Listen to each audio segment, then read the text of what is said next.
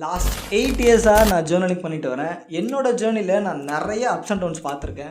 And ஒரு Journal எப்படி எழுதணும், என்னென்னலாம் நம்ம ஜேர்னலில் எழுதலாம், ஒரு ஜேர்னலில் இதெல்லாம் இருக்கணும், இதெல்லாம் இருக்கக்கூடாது. நான் இத்தனை வருஷமாக கன்சிஸ்டன்ஸாக எழுதுறதுக்கு என்ன ரீசன், ஒருத்தர் ஏன் கண்டிப்பாக ஜேர்னலிங் எழுதியே ஆகணும், எல்லா கேள்விகளுக்கும் இந்த வீடியோ உங்களுக்கு பதில் சொல்லும். இத்தனை வருஷமாக நான் பண்ண இந்த ஜேர்னலிங்கிறது நான் கற்றுக்கிட்ட ஒரு 5 பவர்ஃபுல் டிப்ஸை உங்களுக்கு கொடுக்க போகிறேன். அண்ட் இது எல்லாத்த பற்றியும் தெளிவாக தெரிஞ்சுக்கிறதுக்காக வீடியோவை ஃபுல் அண்ட் ஃபுல் வாட்ச் பண்ணுங்கள். மறக்காமல் நம்மளுடைய சேனலை உங்களுடைய ஃபேமிலி அண்ட் ஃப்ரெண்ட்ஸுக்கு ஷேர் பண்ணுங்கள். Readers, it's Vinesh. Welcome to narcotic reader.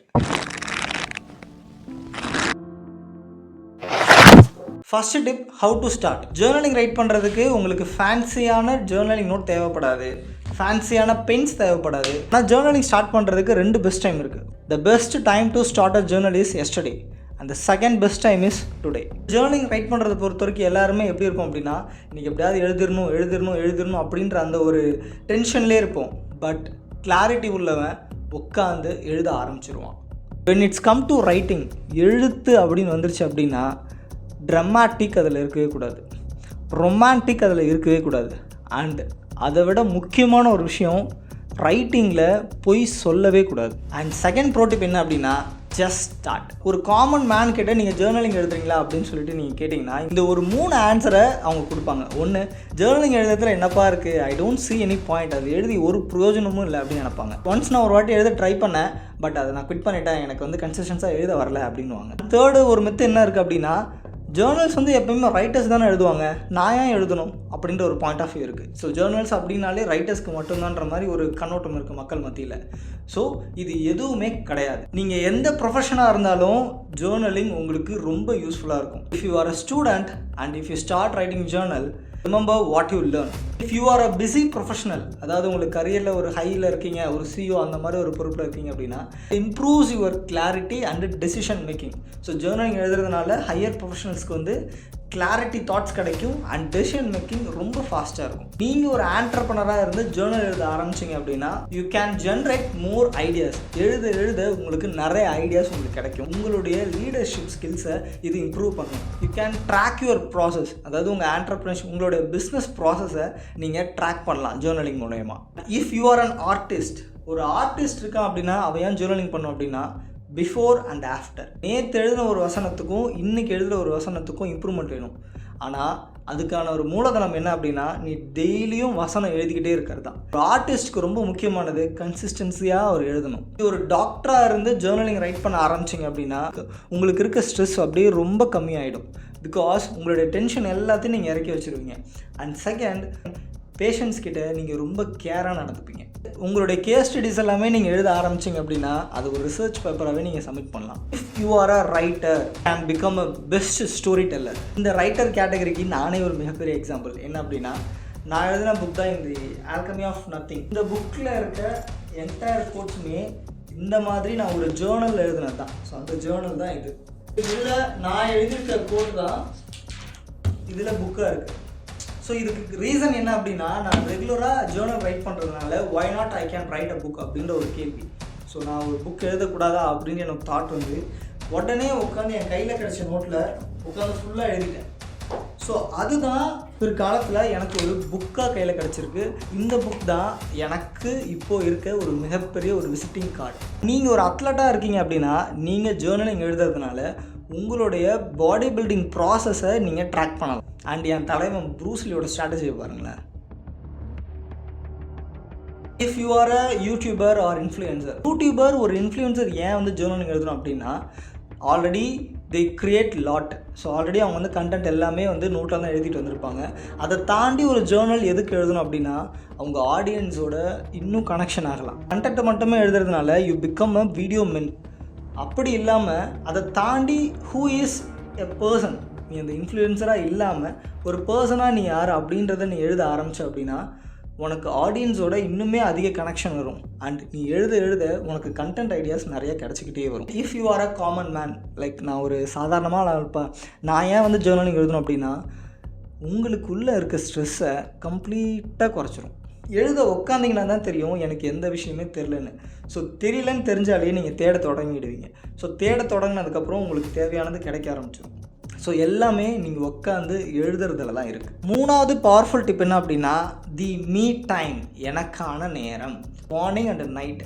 காலையில் தான் நீங்களாக இருப்பீங்க, நைட்டு தான் நீங்களாக இருப்பீங்க. இந்த மார்னிங் டைம்லேயே நீங்கள் உட்காந்து டூ டூ லிஸ்ட் போட்டுடணும். லைக் இன்றைக்கி ஃபுல்லாக நான் என்னென்ன பண்ண போகிறேன் அப்படின்ற ஒரு டாஸ்க்கு உங்களுக்கு இருக்கணும். ஸோ நான் வந்து கூகுள் டாஸ்க் தான் அதிகமாக யூஸ் பண்ணுவேன். ஸோ இன்றைக்கி மார்னிங் எழுதணுன்னே இந்த டாஸ்க்லாம் எனக்கு இருக்குது, ஸோ இதெல்லாம் இன்றைக்கி முடிச்சிடணும் அப்படின்னு சொல்லிட்டு மார்னிங்கே டாஸ்க் லிஸ்ட்டில் போட்டுருவேன்.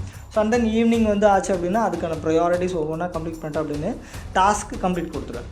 ஸோ அந்த ஒவ்வொரு டாஸ்க் நான் கம்ப்ளீட் கொடுக்க எனக்கு வந்து ஒரு சாட்டிஸ்ஃபேக்ஷன். ஓகே, இன்றைக்கி நம்ம இவ்வளோ ப்ரொடக்டிவிட்டியாக ஒர்க் பண்ணியிருக்கோம் அப்படின்ற ஒரு சாட்டிஸ்ஃபேக்ஷன் இருக்கும். நைட் எதுக்காக நம்ம ரைட் பண்ண ஆரம்பிக்கணும் அப்படின்னா, what are the things that makes me happy, what excites me most, why I am getting anger, இந்த மாதிரி உங்களுக்குள்ள நிறைய கேள்விகள் இருக்கும். இது எல்லாத்தையும் கொண்டு போய் கொட்டுற ஒரு மிகப்பெரிய குப்பைத்தொடி தான் இந்த பேப்பர் அண்டு பென். மைண்டில் இருக்க எல்லாத்தையும் கொட்டிடுங்க, எழுதி தள்ளிடுங்க. ஓகேவா?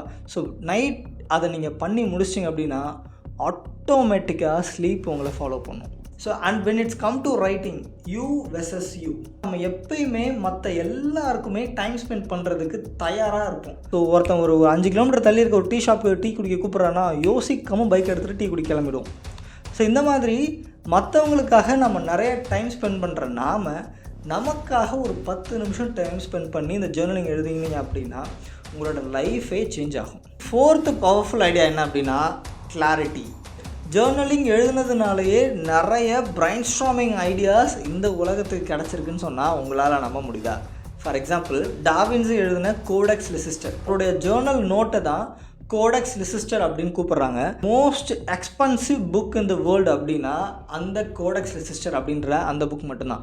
ஸோ அப்படி அந்த புக்கில் என்ன தான் இருக்குது அப்படின்னு நீங்கள் யோசிச்சிங்கன்னா, டாவின்சி கைப்பட வரைஞ்ச ஸ்கெச்சஸ், ஆஸ்ட்ரானமி பற்றின ஸ்கெச்சஸ்ஸு, ஏவியேஷன் பற்றின ஸ்கெச்சஸ்ஸு, ஃப்ளையிங் மிஷினை பற்றின ஸ்கெச்சஸ்ஸு, அனாட்டமி, இந்த மாதிரியான அவருடைய எல்லா ட்ராயிங்ஸுமே அந்த ஒரு நோட் புக்கில் இருக்குது. Journal becomes your history. எல்லாருமே வந்து அந்த காலத்தில் தான் வந்து நோட் புக் எழுதுவாங்களா, ஜேர்னலிங் எழுதுவாங்களா அப்படின்னு கேட்டிங்கன்னா கிடையாது.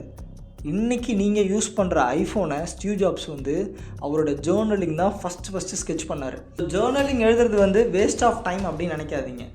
நீங்கள் உங்களுக்காக எழுதின ஒரு விஷயம் நாளைக்கு உலகத்துக்கு ஒரு புக்காக ரிலீஸ் ஆகலாம். 5th என்ன பார்க்க போகிறோம் அப்படின்னா, 10 powerful reasons why you have to start writing journal. First one, clarity in your thinking.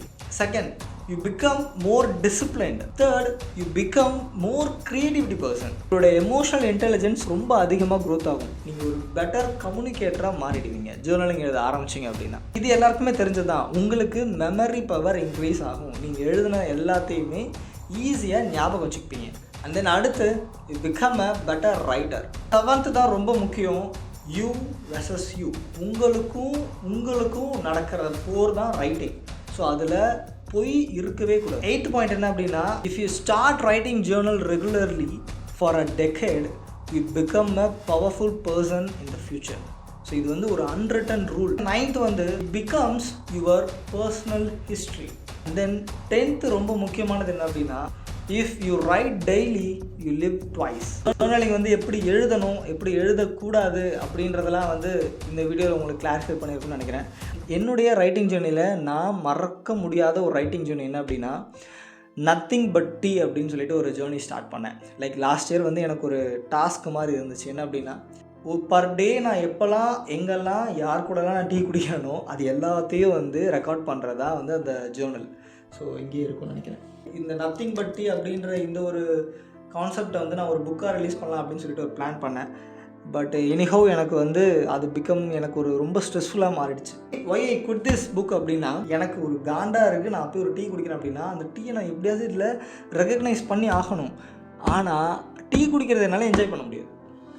So எனக்கு அதில் வந்து ஹிட் ஆகிடுச்சு. ஓகே, நம்மளோட ஃப்ரீடமை தாண்டி எதுவுமே முக்கியம் இல்லை அப்படின்றதுனால இந்த ரைட்டிங் ஜேர்னி குவிட் பண்ணிட்டேன்.